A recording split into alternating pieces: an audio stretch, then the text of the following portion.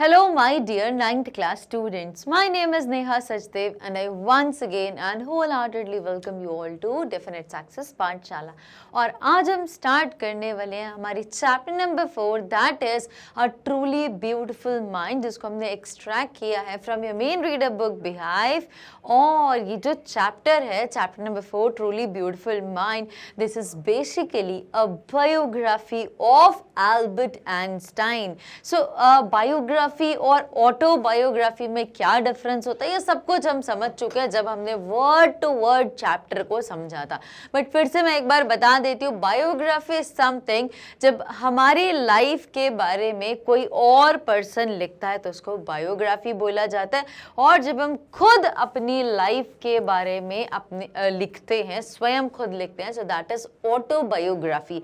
तो Albert Einstein की life के बारे में किसी थर्ड पर्सन ने लिखा है, दैट इज, और जिसको हम यहाँ पे एक्सट्रैक्ट करके पढ़ रहे हैं। सो this is basically biography of Albert Einstein. पूरी वर्ड टू वर्ड बहुत अच्छे तरीके से हमने एल्बर्ट आइंस्टाइन को समझ लिया है। आई होप आप सबको समझ में आ गए हैं एल्बर्ट आइंस्टाइन। आज के बाद सारी इंपॉर्टेंट इन्फॉर्मेशन जो हमने एल्बर्ट आइंस्टाइन के बारे में चैप्टर में पढ़ी थी आप बिल्कुल भी नहीं भूलेंगे। और उसके साथ साथ अब बारी आती है कि कंप्लीट क्वेश्चन आंसर्स जो चैप्टर के एंड होने के बाद में आपके मेन रीडर में दिए हुए हैं उनको सॉल्व करने की। So let's immediately start with NCERT solutions from your main reader book of chapter number 4। चलिए तो हेड करते हैं सबसे पहले क्वेश्चन कैटेगरी की तरफ, that is thinking about the text category. अब यहाँ का पहला क्वेश्चन क्या बोलता है, here are some headings for paragraphs in the text। अब यहाँ पे कुछ हमें हेडिंग्स दी गई हैं, जैसे हमें नाम दिख रहे हैं।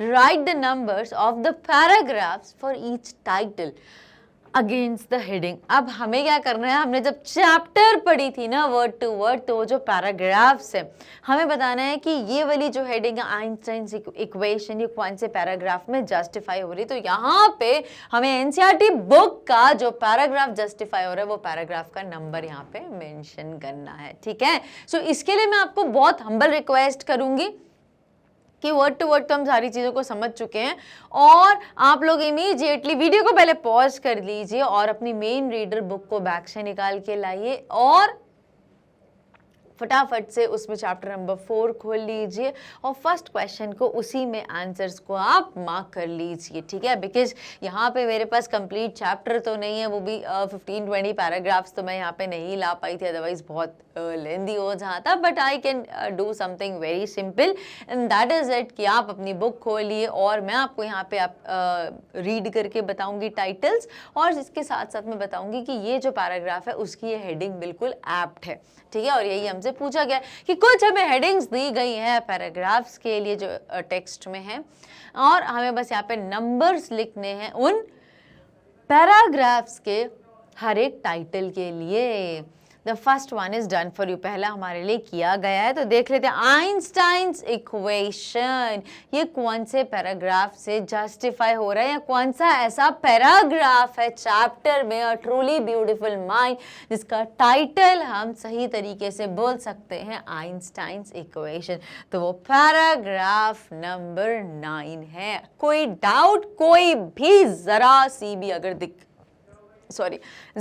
अगर दिक्कत या कंफ्यूजन है तो अभी के अभी आप मुझे कमेंट सेक्शन में मैसेज करके मुझसे पूछ सकते हैं। अदरवाइज एक बार आप पैराग्राफ को अपनी बुक से रीड कर लीजिए और फिर इसको जस्टिफाई करने की कोशिश करिए तो आप ज़रूर कर पाएंगे, ठीक है। बिकॉज हम चैप्टर तो बहुत अच्छे से समझ ही चुके हैं। हेड करते हैं सेकेंड टाइटल की तरफ। Einstein meets his future wife, ये कौन से पैराग्राफ में जस्टिफाई हुआ है जब हमने चैप्टर पढ़ी थी। So it is well justified in stanza और इन पैराग्राफ नंबर 7। पैराग्राफ 7 पढ़ोगे तो उसका ये जो टाइटल है Einstein meets his future wife, वो बहुत अच्छे से जस्टिफाई हो रहा है। Next, the making of a violinist, जैसा कि उनकी मम्मी का सपना था कि मेरा बेटा वायलिन को प्ले करे, और ऐसा ही होता है। एल्बर्ट आइंस्टाइन बहुत छोटी सी एज में एक बहुत अच्छे वायलिनिस्ट बन जाते हैं, the one who plays violin very well. तो ये कौन से स्टैंजा से जस्टिफाई हुआ था। So this is justified from paragraph number 3। Next, Mileva and Einstein's mother. सो अब यहाँ पे हमें मिलीवा और आइंस्टाइन के मदर का क्या रिलेशन था, क्या चीज़ें थी, वो कहाँ से पता चलेगा? तो जब आप बुक खोलोगे, बुक के पैराग्राफ नंबर 10 से ये टाइटल बहुत अच्छे तरीके से जस्टिफाई हो जाएगा।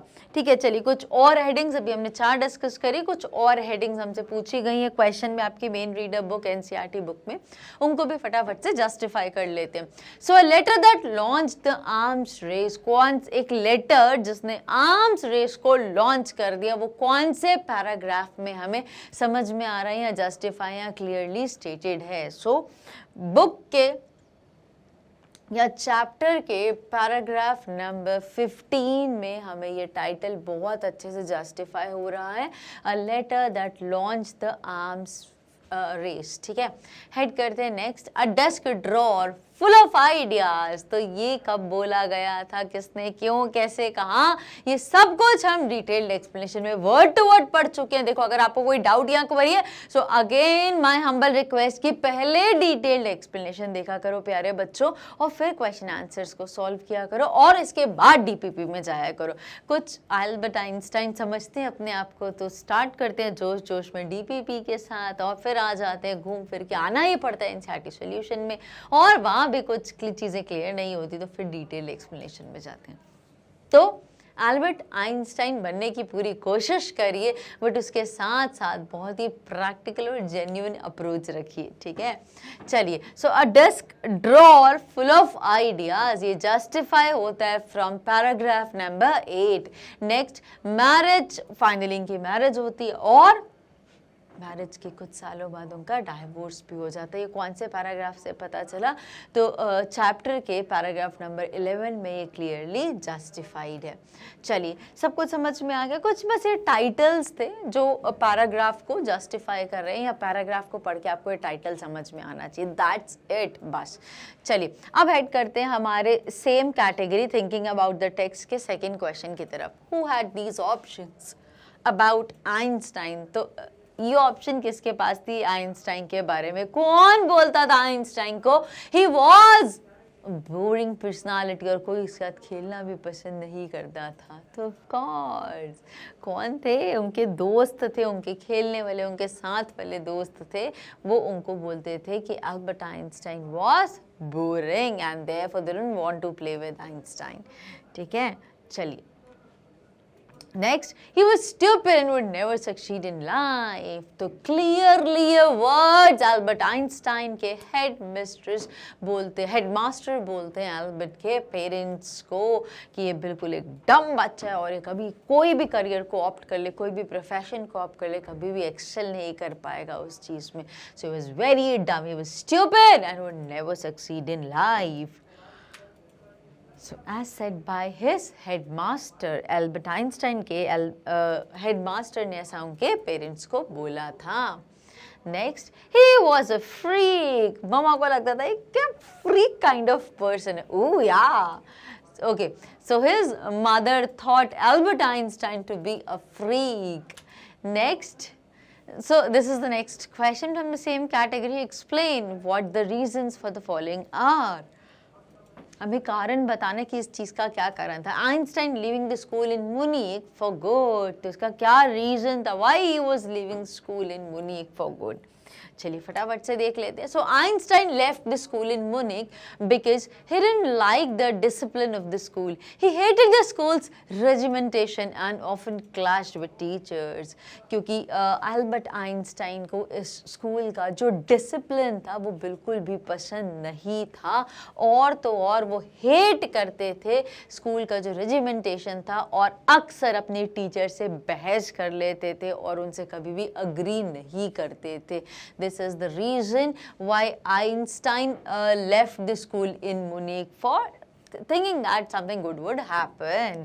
ठीक है, बहुत अच्छे से हमने चैप्टर को पढ़ा था, हमने वहाँ पर भी देखा था Albert usually used to have disagreements or used to quarrel with his teachers and peers। तो ऐसा क्यों होता था? बिकॉज उनको चीज़ें समझ नहीं आती थी, वहाँ का जो डिसिप्लिन था वो उनके बिल्कुल पल्ले नहीं पड़ता था। ठीक है, चलिए वेल जस्टिफाइड। हेड करते हैं हमारे नेक्स्ट क्वेश्चन की तरफ। कैटेगरी सेम है, question explain the reasons for the following. तो फर्स्ट का रीजन बता दिया ऐसा क्यों, सेकंड का रीजन देखते हैं। Einstein wanting to study in Switzerland rather than in Munich, ऐसा क्यों हुआ? आइंस्टाइन की इच्छा थी कि वो स्विट्जरलैंड में पढ़े, ना कि वो मुनीक में पढ़े जहाँ पे एक्चुअली वो पढ़ रहे थे। तो ऐसा क्या क्या कारण था इस बात के पीछे, क्यों वो स्विट्जरलैंड में पढ़ना चाहते थे और मुनीक में नहीं? So Albert's parents move to Milan and left their son with relatives. After prolonged discussion, Einstein got his wish to continue his education in German-speaking Switzerland. Actually, it was more liberal than Munich. तो क्या major reason था, what ऐसे कौन से factors थे that Albert wants to study in Switzerland rather than in Munich जहाँ पे actually अभी थे? तो सबसे पहली चीज़, एल्बर्ट के जो पेरेंट्स थे वो मिलान चले गए थे और उन्होंने अपने बच्चे को, दैट इज एल्बर्ट आइंस्टाइन को, अपने रिलेटिव्स के पास ऐसे ही छोड़ दिया था। तो बहुत अच्छे खासे डिस्कशन के बाद Einstein got his wish to continue his education in German. तो फाइनली आइंस्टाइन की विश कम ट्रू हो गई और उनको मौका मिला to avail education from German. German speaking Switzerland, मतलब जर्मन स्पीकिंग स्विट्जरलैंड का वो एरिया जो जर्मन लैंग्वेज बोलता था। Actually it was more liberal than Munich. अब और भी क्या रीजन था क्यों इन स्विट्जरलैंड? बिकॉज ये मुनीक से काफ़ी लिबरल था और एल्बर्ट आइंस्टाइन को वहाँ का डिसिप्लिन बिल्कुल भी पसंद नहीं आता था। इनको लिबर्टी चाहिए थी, थोड़ी फ्रीडम चाहिए थी, अपने तौर तरीके से चीज़ों को करना चाहते थे, आज़ादी चाहिए थी। तो वो इनको बहुत ज़्यादा वहाँ नहीं मिलती थी एंड यहाँ पे चीज़ें काफ़ी लिबरल थी, तो यहाँ पे वो काफ़ी एंजॉय कर रहे थे। ठीक है, वेल जस्टिफाइड। हेड करते हैं नेक्स्ट क्वेश्चन की तरफ। Einstein seeing in Mileva an ally and Eli. So ऐसा क्यों, क्या कारण है? Einstein seeing in Mileva and ally. So what is the reason for this? This is very important, interesting part. So Einstein saw in Mileva Mary and Ellie against the Philistines, those people in his family and at the university with whom he was constantly at odds. He found that she was a clever creature. और वहाँ पे तो इनको बिल्कुल कोई पसंद नहीं आता था और कोई भी प्लेमेट इनको, एल्बर्ट को पसंद नहीं करते थे, एल्बर्ट को वहाँ के बच्चे पसंद नहीं आते थे। बट ऐसे में एक लड़की थी जिससे काफ़ी इम्प्रेस थे एल्बर्ट आइंस्टाइन और उसको बोलते थे ये एक क्लेवर क्रिएचर है। ठीक है, so this is the reason Einstein seeing in Mileva and Eli. So Einstein saw in Mileva Mary and Ellie against the Philistines, those people in his family and the university with whom he was constantly at odds. He found that she was a clever creature. इसीलिए leak से हट के इनको कुछ चीज समझ में आई। Heading with the next question, what do these tell you about Einstein? या आपको एल्बर्ट आइंस्टाइन के बारे में क्या बताते? नीचे दिए गई कुछ चीजें। चलिए, तो पहला, these tell you that Einstein was a genius and had the capabilities to achieve his targets. Moreover, he had his own view of life. He liked freedom too much. तो हमें एल्बर्ट आइंस्टाइन के बारे में क्या पता चला? What do these tell you about Einstein? ये सारी बातें जो अभी हमने पढ़ी समझी, इनसे हमें एल्बर्ट आइंस्टाइन के बारे में क्या पता चला? पहली चीज़, उनको डिसिप्लिन पसंद नहीं था, वो लिबरल लाइफ परस्यू करना चाहते थे, उनको फ्रीडम पसंद थी। ठीक है, so these tell that Einstein was a genius and the capabilities to achieve his targets, और उनकी and he had all the capabilities, वो बिल्कुल पोटेंशियल था, पोटेंट थे कि वो जो चाहे, जो टारगेट सेट कर ले उसको हासिल करके ही मानते थे। Moreover he had his own view of life, उनका खुद का जीवन जीने का नजरिया था, जीवन के लिए उनका अपना खुद का एक नजरिया था और उनको फ्रीडम जान से भी ज़्यादा प्यारी थी। सो ये कुछ चीज़ें हमें एल्बर्ट आइंस्टाइन के बारे में पता चली हैं कि पहला, ऑफ कोर्स एक साइंटिस्ट हैं, साइंटिस्ट थे सॉरी, तो ऑफ कोर्स जीनियस, और उनमें वो सारी क्षमताएं थी कि जिससे वो जो भी उन्हें अपना टारगेट सेट कर उसको अचीव करके ही रहेंगे। और तो और he had his own view of life, उनका खुद का नज़रिया था अपनी लाइफ के लिए। And finally he liked freedom too much, actually he loved freedom too much, उनको फ्रीडम से बहुत ज़्यादा प्यार था। वो बंदिशों में, रिस्ट्रिक्शंस में, बाउंडेशंस में रहने वाले इंसान नहीं थे। चलिए हेड करते हैं सेम कैटेगरी के नेक्स्ट क्वेश्चन की तरफ। What did Einstein call his desk drawer at the patent office and why? तो उन्होंने क्या बोला था आइंस्टाइन ने, जो उनका डेस्क ड्रॉर है पेटेंट ऑफिस में, वो क्या है? वो आइडियाज का खजाना है वहां पर, ठीक है। दैट इज और ऐसा क्यों बोला था? बिकॉज जब भी आइंस्टाइन को फ्री टाइम मिलता वो अपने आइडिया को जॉट डाउन करके वहां पे रख लिया करते थे। चलिए फटाफट से देख लेते हैं। So Einstein called his desk drawer at the patent office the bureau of theoretical physics. So वो क्या था? वो छोटा सा ड्रॉर नहीं था, it was just not the desk drawer at the patent office, but it was actually bureau of theoretical physics. Einstein was actually developing his own ideas in secret and his drawer had all the evidence which could reveal the secret. Yes, तो Einstein का जो desk drawer था जब वो patent office में job करते थे, तो it was called as bureau of theoretical physics. Einstein actually develop अपने खुद के प्रोड्यूस कर रहे थे, डेवलप कर रहे थे इन सीक्रेट में, और उनका जो ड्रॉर था हैड, उसके पास सारे वो सबूत थे उनके आइडियाज के which could reveal the secret. जो उनका राज जो है आइडियाज का, वो आराम से उसको रिवील कर सकते थे। चलिए वेल जस्टिफाइड, हेड करते हैं नेक्स्ट क्वेश्चन की तरफ।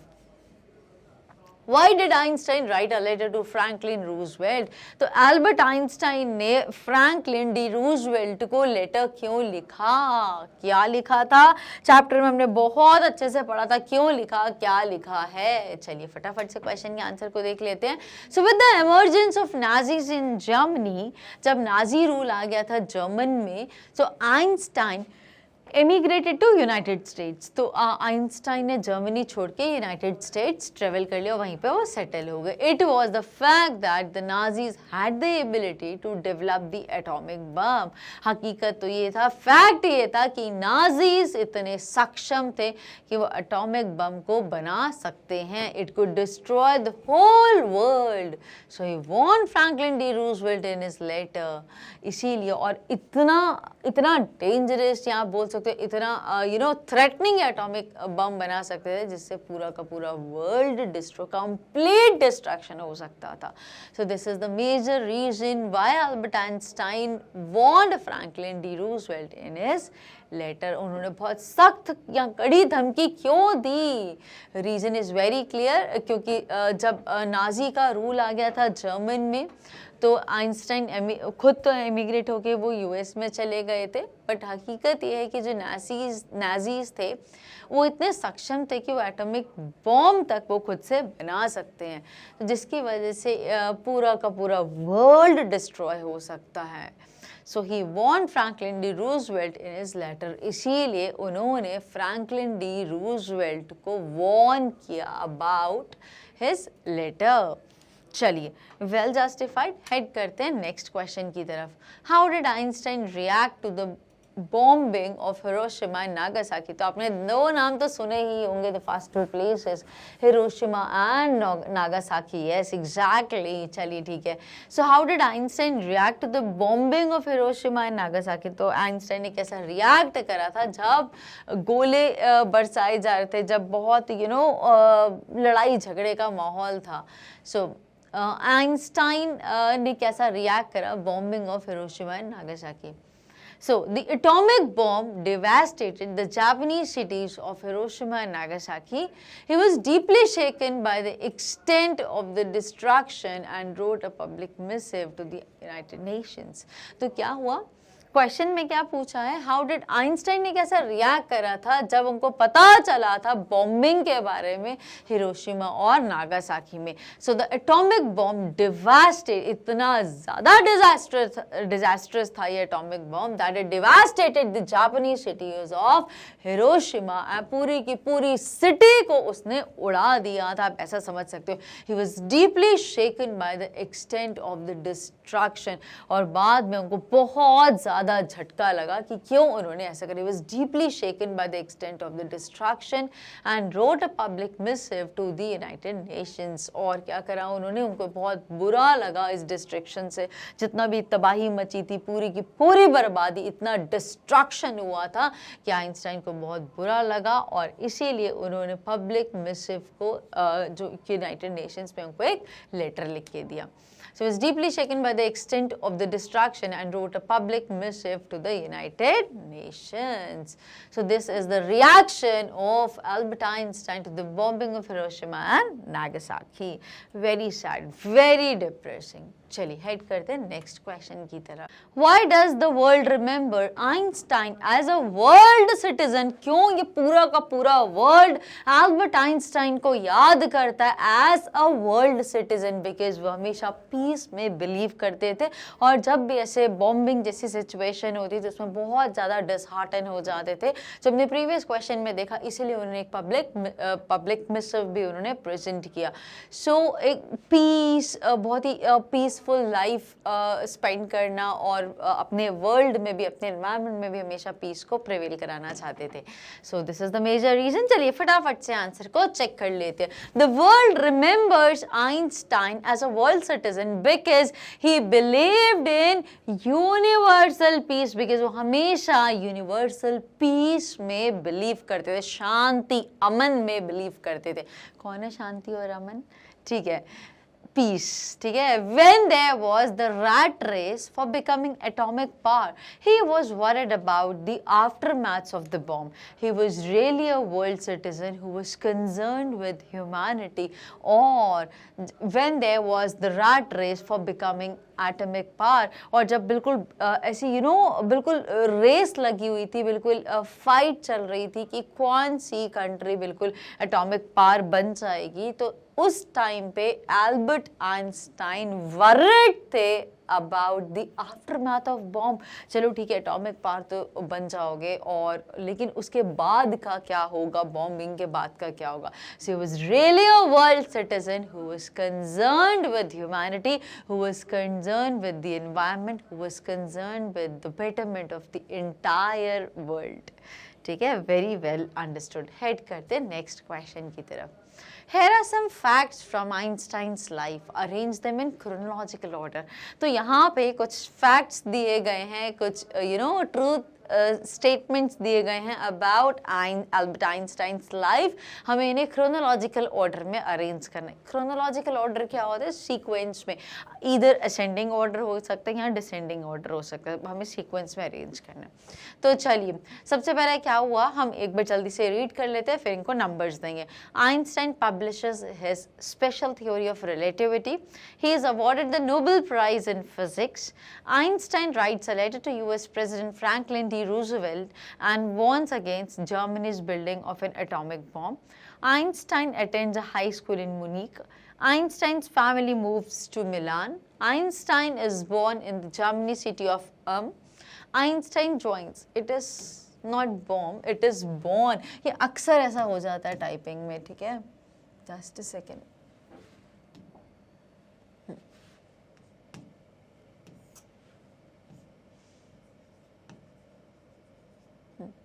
So Einstein is born in the German city of Einstein joins a university in Zurich where he meets Mileva. Einstein dies. He provides a new interpretation of gravity. Tired of the school's regimentation, Einstein withdraws from school. Discipline की वजह से उन्होंने withdraw कर लिया था. He works in a patent office as a technical expert. When Hitler comes to power, Einstein leaves Germany for the United states. और जब Nazi का रूल चलने लग जाता है, जब हिटलर रूल आ जाता है, तो आइंस्टाइन उस समय जर्मनी को छोड़ के और यूएस सेटल हो जाते, इमिग्रेट हो जाते. चलिए तो फटाफट से देख लेते हैं right sequence of these facts जो हमें आइंस्टाइन की लाइफ के बारे में पता चले हैं. सो सबसे पहला, आइंस्टाइन इज बोर्न इन ये देखो BOM नहीं BORN है, ठीक है. So Einstein is born in the German city of Ulm. Einstein attends a high school in Munich, फिर अपना हाई स्कूल पढ़ते हैं मुनीक में, सब जर्मन की ही सिटीज़ हैं, ठीक है। Einstein's family moves to Milan, Germany में ही। Tired of the school's regimentation, Einstein withdraw कर लेते हैं स्कूल से, बिकॉज उसके स्कूल के डिसिप्लिन से बहुत ज़्यादा दुखी हो गए थे, बहुत इरिटेट हो गए थे। फिर फाइनली आइंस्टाइन ज्वाइन करते हैं यूनिवर्सिटी इन ज़ुरिक, जहाँ पे वो मिलीवा से मिलते हैं। He works in a patent office as a technical expert, और वहीं पर एक पेटेंट ऑफिस में एज अ पेटेंट्स होते हैं ना, अपने नाम पे हम पेटेंट करा लेते हैं कोई चीज़, एग्जैक्टली वहीं पेटेंट ऑफिस में एक टेक्निकल एक्सपर्ट की प्रोफाइल पर आइंस्टाइन ने वर्क भी किया। एंड देन उसके बाद Einstein publishes his special theory of relativity, और उसके बाद he provides a new interpretation of gravitation. Albert Einstein, आप सबको पता ही होगा, he is awarded the Nobel prize in physics. तो अगर मैं यहाँ पे बात करूँ, Einstein publishes his special theory of relativity, जहाँ पे हमें पता चला था E is equal to mc²। तो अगर आइंस्टाइन का सिनोनिम जैसा हमें लगता है E इक्वल टू, या जब भी E इक्वल टू mc² दिखे तो वो एल्बर्ट आइंस्टाइन की इमेज आती है। तो इतना ज़्यादा he was dwell in science that he was awarded the Nobel prize in physics. When Hitler comes to power, Einstein leaves Germany और यूनाइटेड स्टेट्स चले जाते हैं, और लास्ट में Einstein writes a letter to the United States president Franklin D Roosevelt, और उनको warn करते हैं against Germany's building of an atomic bomb, कि आपको एटॉमिक बॉम्ब को बिल्कुल भी बनाना नहीं चाहिए, अदरवाइज क्या होगा कि इसके जो आफ्टर मैथ है बॉम्ब के, वो बहुत ज़्यादा हैज़ार्डियस, बहुत ज़्यादा डेंजरस होने वाले। तो उनको वार्न करते हैं सेवरल टाइम्स, और फाइनली एल्बर्ट आइंस्टाइन की लास्ट में डेथ हो जाती। So this was the chronological sequence of Albert Einstein's life. I hope it is very very clear. अब हेड करते हैं हमारे नेक्स्ट क्वेश्चन, next category के, that is thinking about language. Here are some sentences from the story. Choose the word, इनमें से कोई choose करना है from the brackets which can be substituted for the italicized words in the sentence. जो italicized है, अब यहाँ पे italicized नहीं, तो मैं बताती जाऊंगी कौन सा है, ठीक है। चलिए, so a few years later the marriage faltered. कुछ सालों बाद एल्बर्ट आइंस्टाइन ने एक सेकेंड मैरिज करी थी, आपको पता होगा, अपनी ही कजिन से, ठीक है, Elsa, right.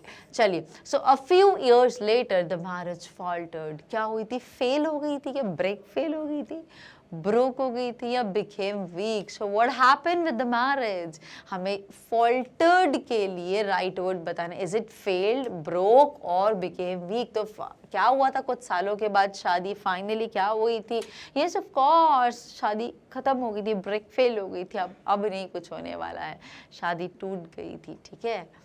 So it is English में, हाँ हिंदी में हम बोलते हैं शादी टूट जाना, बट इंग्लिश में वर्ड टू वर्ड ट्रांसलेशन ऐसा नहीं होता ना कि ब्रेक हो गई, कि टूट हिंदी में बोला तो इसका break, but it is actually marriage faltered because ये वर्ड यूज किया, सो दैट इज फेल, वो सक्सेस नहीं हुई उनकी शादी, ठीक है। चलिए हेड करते हैं सेकेंड क्वेश्चन की तरफ। Einstein was constantly at odds with people at the university. University में जितने भी लोग थे उनसे कभी भी अग्री नहीं करते थे, हमेशा डिसएग्रीमेंट में ही रहते, हमेशा उनसे बहस करते थे, हमेशा उनके अगेंस्ट रहते थे, आप ऐसा बोल सकते हैं। सो एट ऑड्स मीन्स, हमने बचपन में करा ना ऑड वन आउट की, चार एक जैसी और पांचवी अलग चीज़ है, तो भी हमें इसको सर्कल बबल करना होता है, ऑड वन आउट। यही वाला केस हमारे एल्बर्ट आइंस्टाइन के साथ भी रहता था। So is constantly at odds with people at the university. So at odds का मतलब क्या होता है, on bad terms, in disagreement, या हमेशा नाखुश रहते थे, तो हमेशा डिसएग्रीमेंट करते रहते थे, उनकी बातों में कभी भी अग्री नहीं होते थे। ऑफ कोर्स सेकंड का सेकंड बहुत अच्छे से जस्टिफाई हो रहा है। हियर वी गो, हेड करते हैं थर्ड क्वेश्चन की तरफ।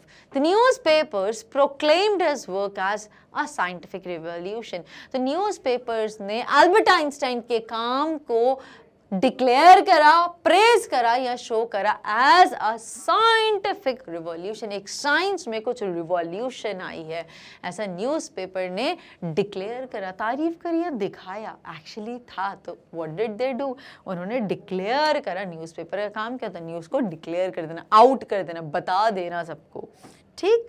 चलिए वेरी वेल जस्टिफाइड। हेड करते हैं नेक्स्ट की तरफ। Einstein got ever more involved in, even more involved in politics, agitating for an end to the arms build-up. So agitating का मतलब यहाँ पे क्या समझ में आ रहा है? Einstein got even more involved in politics, और politics में और ज़्यादा involve होने लग गए, और agitating for an end to the arms build-up. So agitating का मतलब क्या होता है? किसी चीज़ के लिए और promote करने लग गए, उसको चीज़ को और बढ़ावा देने लग गए. So जब politics में involve हो गए, he started agitating for an end to the arms build-up. कुछ भी हो जाए, arms build-up को हमें रोकना है, उनको ख़त्म करना है, उनको बंद करना है. So campaigning for this, fighting या सपोर्ट, ना तो फाइट करने सपोर्ट, उस चीज़ को प्रमोट कर रहे थे. सो कैंपेनिंग यहाँ पे बहुत अच्छे से जस्टिफाई हो रहा है, राइट. चलिए हेड करते हैं सेम कैटेगरी के नेक्स्ट क्वेश्चन की तरफ. At the age of 15 Einstein felt so stifled that he left the school for good. तो 15 साल की, मात्र 15 ईयर्स की एज में एल्बर्ट आइंस्टाइन अपने स्कूल के डिसिप्लिन से इतने ज़्यादा परेशान हो गए, इतने ज़्यादा स्टिफल हो गए थे कि उन्होंने वो स्कूल ही छोड़ दिया. सोचा कि जो होगा अच्छा होगा. So permanently stifled that he left the school. So he was so stifled. Stifled means permanently. Sorry. So italic में क्या होना चाहिए? At the age of 15, Einstein felt so stifled that he left the school for good. अच्छे के लिए. तो यहाँ पे left the school permanently या फॉर हिज बेनिफिट या फॉर अ शॉर्ट टाइम. तो यहाँ पे फॉर गुड मतलब उनने हमेशा के लिए उस स्कूल को छोड़ ही दिया और वो दूसरी जगह एडमिशन ले लेते हैं. Yes. So what is for good यहाँ पे किस सेंस में हमें कन्वे कर रहे हैं, क्या मीनिंग कन्वे कर रहा है? तो परमानेंटली यहाँ पे कन्वे कर रहा है. ठीक है, चलिए हेड करते हैं नेक्स्ट क्वेश्चन की तरफ. 5 years later, मतलब अभी 15 ईयर्स के थे जब उन्होंने वो स्कूल छोड़ा है हमेशा के लिए, और अब 5 years later मतलब अब 20 साल के हो गए. So 5 years later, या फिर ऐसा बोल सकते हो, at the age of 20, Albert Einstein, the discovery of nuclear fission in Berlin had American physicists in an uproar. तो uproar मतलब in a state of commotion, full of criticism या in desperate state. तो in a state of in state of commotion. अरे भाइयों, तारीफ वाला माहौल. ठीक है. सो 5 साल बाद जब एल्बर्ट आइंस्टाइन ने डिस्कवर करा था न्यूक्लियर फिशन बर्लिन में, दैट हैड अमेरिका के जितने भी फिजिसिस्ट थे, they were in an uproar with Albert Einstein. They were in a state of commotion. ठीक है. चलिए, of course full of criticism नहीं थे, desperate state में नहीं थे, तो बहुत अच्छे से justify हो रहे हैं in a state of commotion. Next one, science wasn't the only thing that appealed to the dashing young man with the walrus mustache.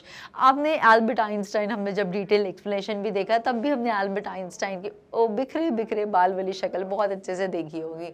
Walrus Moustache. ठीक है. सो साइंस एकमात्र वो चीज़ नहीं थी जो अपील करती थी ये डैशिंग यंग मैन को, with who was with walrus mustache. So appealed यहाँ पे क्या? इंटरेस्टेड, चैलेंज या वरिड. क्या साइंस उनको चैलेंज, चुनौती लगती थी, या वो परेशान वरिड रहते थे, या interested? So science wasn't the only thing that interested to the dashing young man. Science एकमात्र वो चीज़ नहीं थी जिसमें इस dashing young man को इंटरेस्ट आता था, जिसकी walrus mustache थी.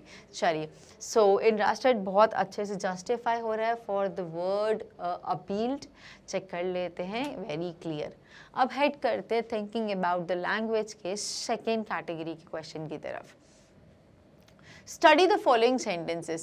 Einstein became a gifted amateur violinist, maintaining this skill throughout his life. Letters survive in which they put their affection into words, mixing science with tenderness. पढ़ लिया? Yes. अब क्या करना है? The parts in italics in the above sentence begin with ing. ing verbs and are called participle phrases. या आप ing वाला पढ़ा है, going, playing, coming, dancing, singing, यही होता है. So जो italics में, अब हम थोड़ा सा मार्क कर लेते हैं बिकॉज इसमें italics वाला क्लियर नहीं हो रहा है.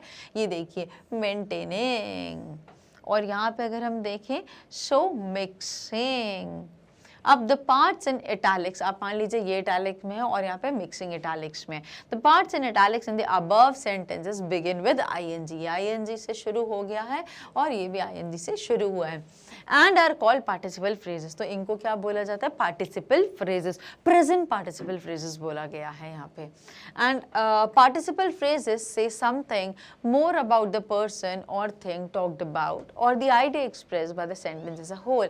तो पार्टिसिपल फ्रेजेस होते क्या हैं, दे से समथिंग, ये कुछ बताते हैं, something more about the person और थिंग टॉक्ड अबाउट और द आइडिया, कुछ एडिशनल इंफॉर्मेशन बताते हैं ये हमारे मेन सब्जेक्ट के बारे में, ठीक है। पर्सन हो सकता है, कोई ऑब्जेक्ट हो सकता है, टॉक्ड अबाउट और the idea express by the sentence as a whole, ठीक है। कुछ एक्स्ट्रा इन्फॉर्मेशन देने के लिए, कुछ एडिशनल इन्फॉर्मेशन, कुछ इंपॉर्टेंट इन्फॉर्मेशन देने के लिए पार्टिसिपल फ्रेज यूज किया जाता है, इतना सा याद रखिए, ठीक है।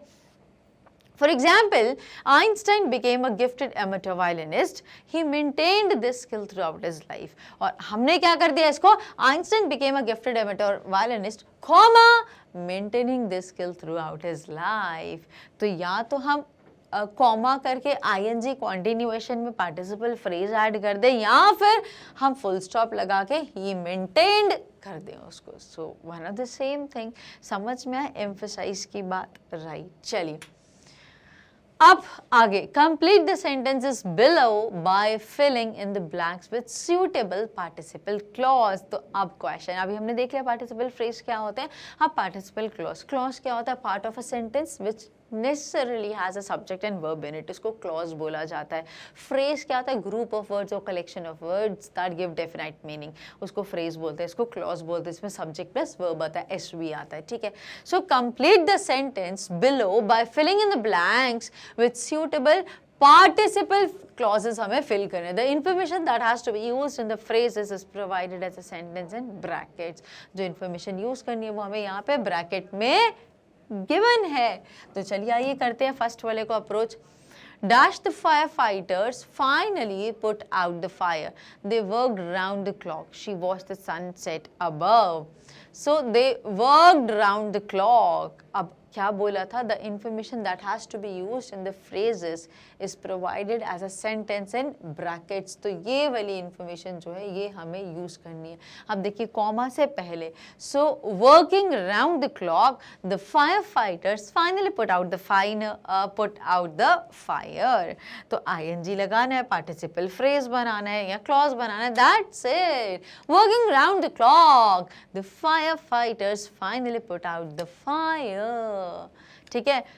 बहुत अच्छे समझ में आ गया, कुछ भी नहीं करना था, आईएनजी तो लगाया और क्या करा मैंने, दे वर्कड कर दिया। तो दे तो बताया है ना, द फायर फाइटर्स, तो यहाँ पे फिर दे क्यों लगाएंगे, so working round the clock, 24 घंटे काम करना राउंड द क्लॉक, ठीक है। नेक्स्ट इज, यहाँ से नेक्स्ट शुरू है, ये सेकेंड वाला है। She watched the sunset above the mountain, she watched the sunset above the mountain.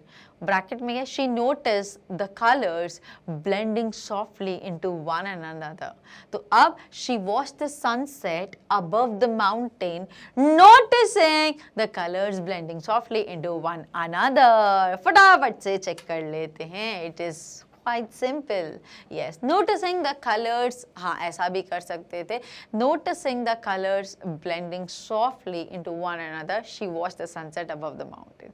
हाँ ये पहले कर लो, ये पहले कर लो, it is okay, हमने ये वाला पहले कर लिया, ठीक है, क्लियर है, okay fine, very well justified, but ING लगाना है और सेंटेंस के फ्लो को जस्टिफाई करना है, that is it. Now next, the excited horse pawed the ground rapidly while it neighed continuously.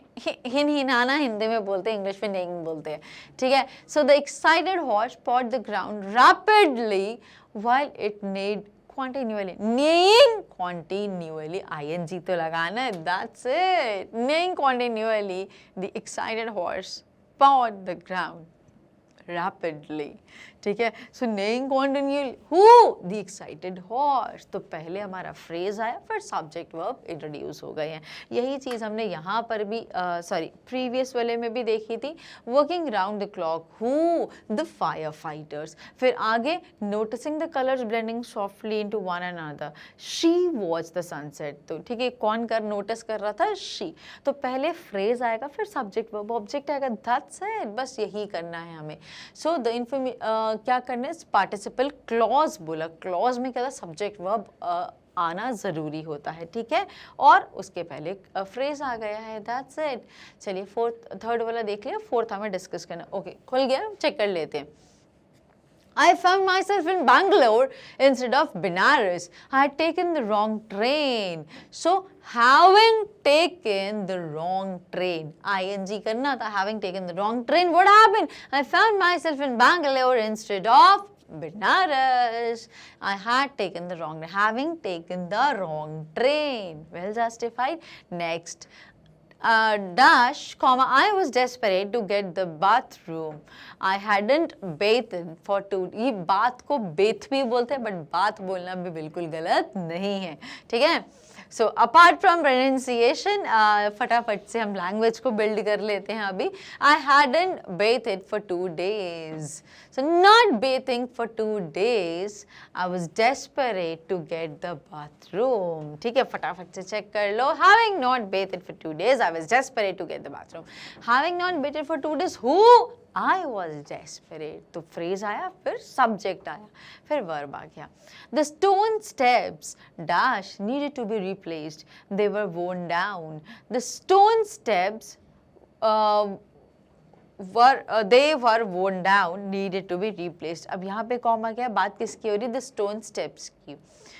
Being worn down, the stone steps needed to be replaced.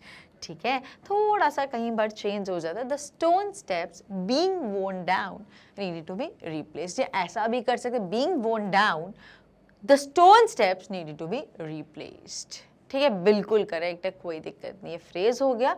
और what worn down, the stone steps needed to be replaced, right. चलिए, बहुत अच्छे से justify हो गया। Last वाला और देख लेते हैं। The actor received hundreds of letters from his fans, they asked him to send them his photograph. So asking him to send them his photographs, the actor received hundreds of letter from his fans. So the actor received hundreds of letters from his fans asking him to send them his photograph. बहुत सारे उनको letter मिले और हर letter में क्या पूछा गया था कि अपना ऑटोग्राफ भेजिए। So the actor receive hundreds of letter from his fans, comma दिया है, उसके बाद they asked him to send them his photograph. So asking him to send them his photograph, them, his, ये सब क्लियर रखना, right. Second person कौन है, third person कौन है, बस इतना समझना। This is all about language building. चलिए हेड करते हैं राइटिंग सेक्शन की तरफ। So writing newspaper reports, here are some notes which you could use to write a report. कुछ हमें पॉइंट्स दिए गए हैं जिनको हमें यूज करके एक रिपोर्ट को प्रिपेयर करना है, right. So, 21 August 2005, original handwritten manuscript of Albert Einstein unearthed, खोजा गया, ढूंढा गया, by student Rowdy Boynik in the University of Netherlands. Boynik researching papers belonging to an old friend of Einstein. Fingerprints of Einstein on these papers, 16-page document dated 1924. Einstein's work on this last theory, behavior of atoms at low temperature, now known as Bose-Einstein condensation. The manuscript to be kept at Leiden University, where Einstein got the Nobel prize. तो यहाँ पे कुछ हमें notes given है which you could use to write a report. अब हमें newspaper के लिए एक रिपोर्ट राइट करना है। सिंपल शब्दों में कहूँ तो रिपोर्ट राइटिंग का ये क्वेश्चन है राइटिंग कैटेगरी में से। So write a report which has 4 paragraphs on each one each on what was unearthed, who unearthed it and when, what the document contained, where it will be kept. Your report could begin like this. Student unearths Einstein manuscript. अब यहाँ से हमने title दे दिया, हमारी report किसके बारे में है, और यहाँ से हमने लिखना शुरू किया। 21 August 2005 an original hand written Albert Einstein's manuscript has been unearthed at a university in Netherlands as it is. जो हमें इन्फॉर्मेशन नोट्स दिए थे ना, हमें छोटे छोटे पॉइंट्स, उन्हीं को थोड़ा सा इलैबोरेट करके फ्रेम करके क्रोनोलॉजिकल ऑर्डर में हम लिख रहे हैं। So student unearths Einstein's manuscript on August 25. An original handwritten Albert Einstein manuscript has been unearthed at the University of Netherlands. A student named Rowdy Boynik was researching on the papers belonging to his old companion Einstein. तो हमने यहाँ पे question जो पूछे गए थे, देखिए ध्यान से देखिए, हम क्वेश्चन को आंसर करें। What was, क्या अनअर्थ किया गया, क्या चीज़ खोजी गई, ढूंढी गई है, क्या चीज़ मिली है। So what was unearthed? So student unearths, किसने करा? Student unearths Einstein manuscript this date, और जो कि एक original hand written Albert Einstein की मैन्यूस्क्रिप्ट है जिसको अनअर्थ किया गया at university of Netherlands. Second question क्या था? Who unearthed it and when? So student named Rowdy Boynik was researching on the papers belonging to his old companion Einstein. ठीक है, अब ये भी हो गया। So who unearthed it and when? What the document contain? और अब इसमें क्या क्या था? The document contained papers of Einstein's work on the last theory behavior of atoms at low temperature. Nowadays it is known as the Bose-Einstein condensation. और next question क्या था? Where it will be kept? ये कहाँ रखी जाएगी? देखो दिमाग से कुछ भी नहीं, सब कुछ यहाँ दिखा है। और ये कहाँ रखी जाएगी? At Leiden University where Einstein got the Nobel Prize. तो question next हमें क्या रिपोर्ट में प्रेजेंट करें? where it will be kept. तो देख लेते हैं लास्ट में, the manuscript will be kept at Leiden University where Einstein got the Nobel Prize. Done. बस हो गई हमारी रिपोर्ट राइटिंग कंप्लीट। 4 स्टैंजास में जो 4 क्वेश्चन दिए थे, प्रिसाइसली जो पॉइंट्स हमें नोट मेकिंग, ये जो यहाँ से हमने पॉइंट्स लिए थे, कुछ नोट्स दिए थे, उनसे ही हमने इनको इलाबोरेट करा। क्वेश्चन का फॉर्म देख लिया हमने, सीक्वेंस देख लिया और इनको आगे करके आंसर करते गए। That's it, very short format में आंसर कर देना, बन जाएगी रिपोर्ट आपकी।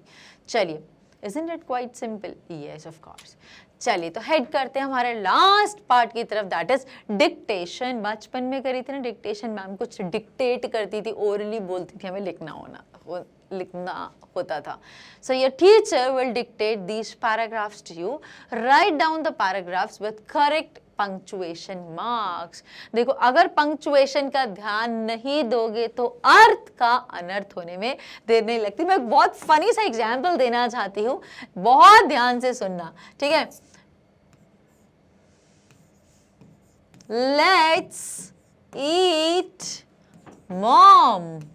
अब अगर मैं इसको सही से पंक्चुएट ना करूं तो इसका मतलब क्या आ रहा है? लेट्स ईट मॉम, चलो मम्मा को खाते हैं। और अगर मैं यहाँ पे कॉमा लगा दूं, लेट्स ईट मॉम, मतलब मम्मा चलो खाते हैं, और एक में मम्मा को ही खा लेते हैं। तो ये वही वाली बात है। देखो और ऐसे हिंदी में भी थे कुछ कुछ, रुको मत भागो। देखो मैं लिख के बताऊं, रुको मत भागो।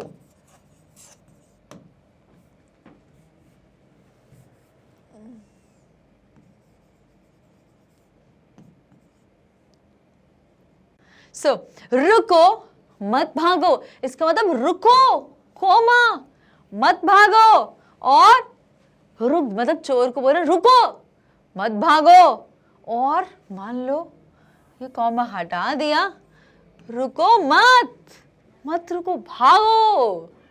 तो यार हो गया ना अर्थ का अनर्थ। सो this is all about punctuation marks, ठीक है। चलिए तो फटाफट से हम देख लेते हैं यार, अर्थ का अनर्थ कभी भी ना हो, इसलिए पंक्चुएशन मार्क्स को समझना is of utmost importance.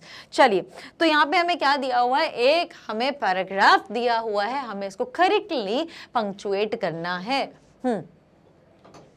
In 1931, Charlie Chaplin invited Albert Einstein, who was visiting Hollywood, to a private screening of his new film, City Lights. As the two men drove into town together, passers-by waved and cheered. Chaplin turned to his guest and explained, "The people are applauding you because none of them understand you, and applauding me because everybody understands me." Oh my God, क्या funny incident, एक funny paragraph पढ़ा हमने.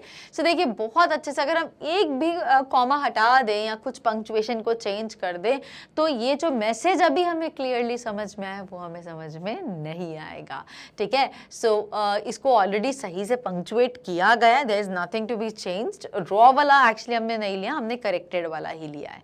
ठीक है, चलिए So head करते हैं next. One of Einstein's colleague asked him for his telephone number one day. Einstein reached for a telephone directory and looked it up. "You don't remember your own number?"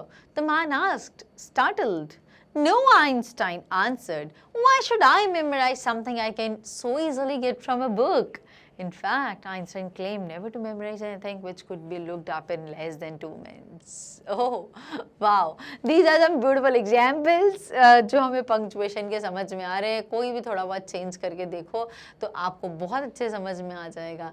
देखिए कैसे करके दिया हुआ है. Yes, तो punctuation बहुत सही था. थोड़ा और अपडेट कर लेते हैं. इन 1931, Charlie Chaplin invited Albert Einstein. तो यहाँ पे देखिए क्या था. 1931, Charlie Chaplin invited. So in 1931, Charlie Chaplin invited Albert Einstein. तो 1931 के बाद आना चाहिए था कॉमा, उसके बाद दिया हुआ है. फिर Albert Einstein, who was visiting Hollywood to a private screening of his new film, City Lights. तो ये तो ऐसा ही दिया हुआ था, इसमें ज़्यादा चेंज नहीं. Who was visiting Hollywood, to a private screening of his film, City Lights. City Lights को डबल इन्वर्टेड में कर दिया. ठीक है, चलिए. As the two men drove into town together, passers-by waved and cheered. तो together के बाद कॉमा आएगा और passers-by के बीच में थोड़ा सा हाइफन देंगे. So as the two men drove into town together, passers-by, तो इसमें छोटा सा हाइफन कर देंगे. Waved and cheered. और उसके बाद Chaplin turned his guest and explain के बाद कोलन, what, और फिर डबल इन्वर्टेड कॉमा. तो ये बहुत बड़ी चीज़ थी जो हमें ध्यान देनी चाहिए थी. चीयर्ड एंड एक्सप्लेन, हाँ डबल इन्वर्टेड, और यहाँ पे हमें कोलन और डबल इन्वर्टेड में पूरी बात आई है. फुल स्टॉप और इन्वर्टेड क्लोज, यही ऐसा भी यहाँ पर भी किया है. कोलन, इन्वर्टेड कॉमास, बात खत्म हुई, इन्वर्टेड कॉमा क्लोज.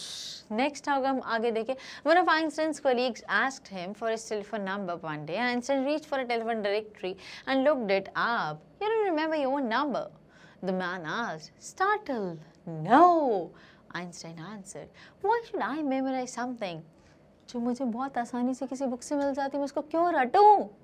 और आइंस्टाइन ऐसा क्लेम करते थे, कभी प्यारे बच्चों ऐसी कोई चीज़ को रटो मत जो आपको 2 मिनट के अंदर अंदर आराम से इंफॉर्मेशन मिल जाए. उस इंफॉर्मेशन को मत रटो. ठीक है, बट यहाँ पे सारी चीज़ें रटनी पड़ेंगी बिकॉज एग्जाम में आपको 2 मिनट में कहीं से इंफॉर्मेशन नहीं मिलने वाली, इसलिए रटना पड़ेगा, प्रैक्टिस करना पड़ेगा, समझना पड़ेगा. That's it. चलिए, so with these words we are done with the complete question answers of a truly beautiful mind. चलिए, अब मुझे पूरी उम्मीद है आप लोग बिल्कुल एवर रेडी की बैटरी से चार्ज हो चुके हो और बिल्कुल तैयार तैनात हो गए हो डीपीपी को सॉल्व करने के लिए. तो फिर देर किस बात की, नीचे दिए गए डिस्क्रिप्शन बॉक्स में लिंक है जिसमें डीपीपी के क्वेश्चंस हैं. फटाफट से उनको सॉल्व करिए और मैं मिलूंगी फटाफट से नेक्स्ट वीडियो में जहाँ पे डिस्कस करूंगी सारे डीपीपी के solutions. Till then, all the best, stay tune and stay connected with us.